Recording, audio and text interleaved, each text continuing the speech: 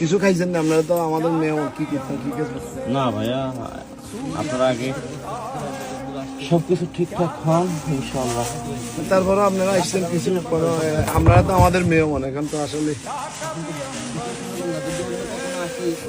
একদম যে কোনো টাইমে ইনশাল্লাহ চলি যাবেন, যে কোনো টাইমে আসুন গুণ আছে, দুইবার করে খাওয়ারও দিচ্ছে। এইবারের মালিক আপনি না ভাইয়া? জি আলহামদুলিল্লাহ, আল্লাহ আপনাদেরকে হেফাজত করার, যেখান থেকে আসছেন দোয়া করি আল্লাহ আপনাদের না দিছে মামা, দুইবার করে দিয়েছি।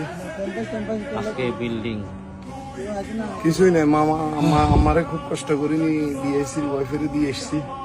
আল্লাহ আপনারা ঢাকা থেকে আসছেন, আপনাদের আপনার নাম হায়াত। কি হয়েছে? আমার নাম মিরহনজি। আমার আম্মা অসুস্থ খুব, আর ভয় পাই গেছে, এগুলা দেখি খুব ভয় পাই গেছে।